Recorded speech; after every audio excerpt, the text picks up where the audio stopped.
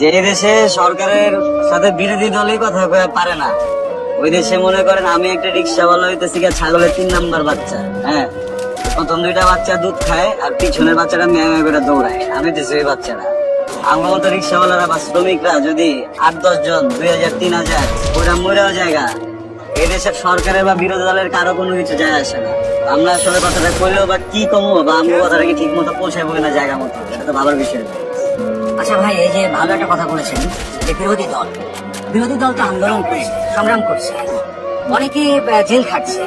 এই বিরোধী দলের আন্দোলন নিয়ে আপনি আসলে কি বলতে চান? বিরোধী দল কে আছে? হ্যাঁ, যেদিকে তাকায় দেখেন তো, যত দিকে তাকায় দেখি সব জায়গাতে দেখি একই দলের পোস্টার, ব্যানার, ফেস্টুন সবকিছু। হ্যাঁ, আর বিরোধী দলগুলো সব কই? এদিকে সব রোহিঙ্গা মায়ানমারে থাকে। হ্যাঁ, শোনেন, বিরোধী দলের টুটি অনেক আগে চাইপা ধরা হয়েছে, বিরোধী দল রুল হয়ে গেছে, তারা কথা বলতে পারে না, তারা কোনো কিছু করতেও পারে না, আর কথা বলার জায়গাটাও তো নাই।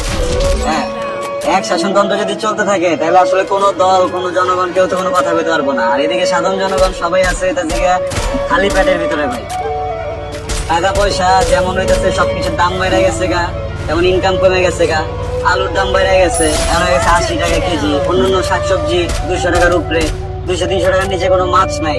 হ্যাঁ, আমি মনে করেন যে এখানে এই বেলার ভিতরে এক পারলে 400-500 টাকা আইতো, এখানে এখন আইছে খালি 80 টাকা। 1 কেজি চালের দামই 80 টাকা। তা আমি যে বাড়িতে ফেরত যাবো 80 টাকা দিয়া আমার পরিবারের জন্য চাল নিবো, নাকি মাছ নিবো, নাকি আলু নিবো, নাকি ডাল নিবো, আমি তো এই চিন্তায় বাঁচতেছি না ভাই।